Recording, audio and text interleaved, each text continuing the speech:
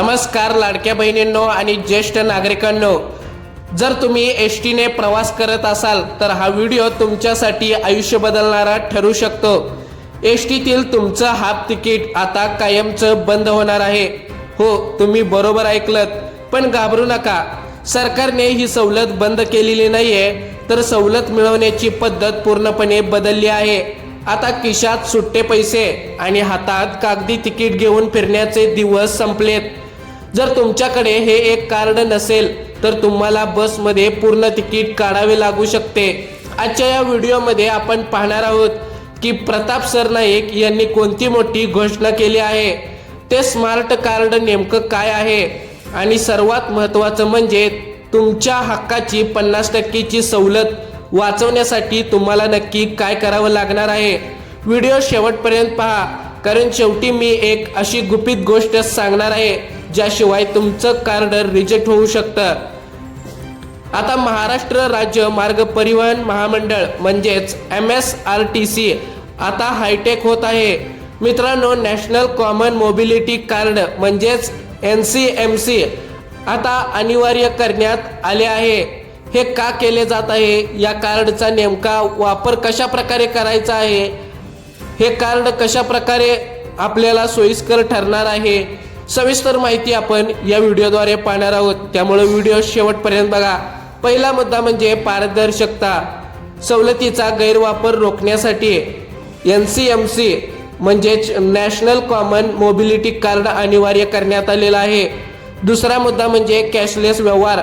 मित्रांनो, सुट्ट्या पैशावरून अनेकदा कंडक्टर आणि प्रवासी यांच्यामध्ये मोठी भांडणं होतात आणि ही भांडणं कधी कधी गगनाला सुद्धा भेटतात। हे भांडणं रोखण्यासाठी कॅशलेस व्यवहार करण्यासाठी हे कार्ड अनिवार्य करण्यात आलेलं आहे। तिसरी गोष्ट म्हणजे डिजिटल इंडिया। आता तुमचं तिकीट तुमच्या कार्डमध्ये असेल, त्यामुळे तिकीट हरवण्याचं टेन्शन नाही आहे। त्याचबरोबर चौथा मुद्दा म्हणजे आता हे कार्ड कोणाला मिळणार, याचा फायदा कोणाला होणार, चला तर मग पाहूया। आता पाहूया हे कार्ड कोणाकोणाला बंधनकारक आहे। पहिली गोष्ट म्हणजे महिला सन्मान योजना। ज्या लाडक्या बहिणी आहेत ज्यांना 50% सवलत मिळते त्यांना हे कार्ड बंधनकारक करण्यात आलेलं आहे। दुसरं म्हणजे ज्येष्ठ नागरिक, जे 75 वर्षावरील ज्यांना पूर्ण मोफत प्रवास आहे। अमृत ज्येष्ठ नागरिक योजना ज्यांच्यासाठी लागू आहे त्या ज्येष्ठ नागरिकांना सुद्धा हे कार्ड बंधनकारक करण्यात आलेलं आहे। तिसरं म्हणजे विद्यार्थी। मित्रांनो, शालेय आणि तांत्रिक शिक्षण घेणारे जे विद्यार्थी आहेत ज्यांना सरळ ID आहे त्यांना सुद्धा हे कार्ड बंधनकारक करण्यात आलेलं आहे। चौथं म्हणजे दिव्यांग, ज्यांच्याकडे युनिक ID UID आहे। जे पत्रकार आणि स्वातंत्र्य सैनिक ज्यांना शासनाकडून विशेष सवलती आहेत त्यांना सुद्धा हे बंधनकारक कार्ड करण्यात आलेलं आहे। आता हे कार्ड कसे मिळवायचे, मित्रांनो, स्टेप बाय स्टेप प्रोसेस या ठिकाणी आपण पाहणार आहोत। बऱ्याच भगिनींना प्रश्न पडला असेल की हे कार्ड आता नक्की कुठे मिळेल। आधार लिंकिंग। मित्रांनो, हे कार्ड तुमच्या आधार कार्डशी लिंक असणार आहे, त्यामुळे तुमची ओळख पटवणं सोपं होईल। आता कागदपत्रे, महिलांसाठी आधार कार्ड, विद्यार्थ्यांसाठी बोनाफाईड आणि सरळ ID, तर दिव्यांगासाठी त्यांचे प्रमाणपत्र आवश्यक असणार आहे। आता नोंदणी कुठे करायची आहे, ही नोंदणी तुमच्या जवळच्या ST आगार डेपोत, कार्यालयात किंवा अधिकृत केंद्रावर सुरू होईल।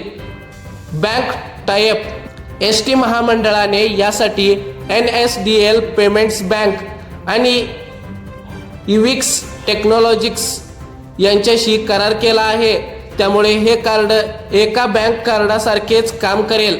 आता नवीन नियमाचे फायदे आणि बदल।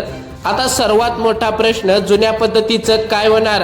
मित्रांनो, आतापर्यंत तुम्ही आधार कार्ड दाखवून सवलत मिळवत होता, पण आता केवळ आधार कार्ड दाखवून चालणार नाहीये, तुमच्याकडे हे स्मार्ट कार्ड असणं अनिवार्य असेल। आता फायदे काय होतील, बसमध्ये चढल्यावर फक्त कार्ड टॅप करायचं आहे आणि तुमचं तिकीट जनरेट होणार आहे। बाकीचे पैसे कार्डमध्ये सुरक्षित राहतील। हे कार्ड फक्त STच नाही तर भविष्यात मेट्रो आणि इतर शहरातील बसेसमध्ये वापरता येणार आहेत।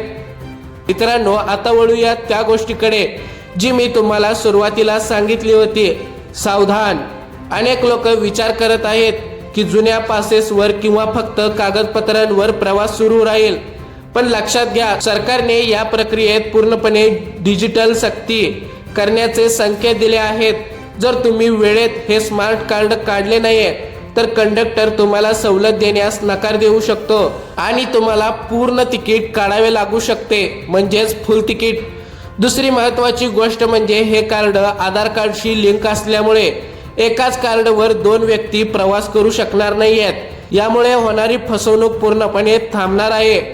त्यामुळे आपलं स्वतःचं कार्ड स्वतःच तयार करून घ्या.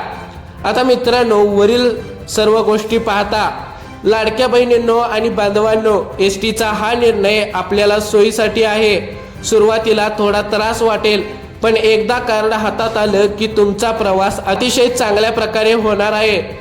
आता तुम्हाला काय करायचं आहे, तुमचा आधार कार्ड अपडेट ठेवा. जवळच्या एसटी डेपोमध्ये जाऊन स्मार्ट कार्डच्या नोंदणीबद्दल चौकशी करा.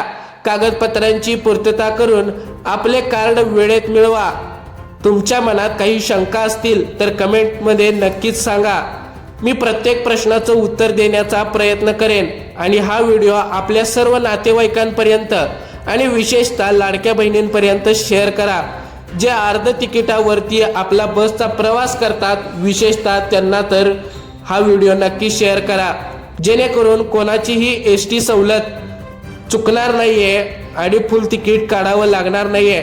भेटूया पुढच्या अशाच माहितीपूर्ण व्हिडिओमध्ये. तोपर्यंत धन्यवाद. आणि सर्वात महत्त्वाचा एक मुद्दा म्हणजे तुम्हाला जे कार्ड काढावं लागणार आहे त्यामध्ये तुम्हाला काही रक्कम ही ठेवावी लागणार आहे. ती 200 असेल, 500 असेल आणि त्यातूनच तुमचं तिकीट हे कापलं जाणार आहे. तर आणखीन काही महत्त्वाचे मुद्दे तुम्हाला प्रश्न असतील तर कमेंटमध्ये नक्की सांगा. आणि अशाच माहितीपूर्ण व्हिडिओसाठी आत्ताच आपल्या बोलगड्या मराठी या यूट्यूब चॅनलला सबस्क्राईब करा. धन्यवाद.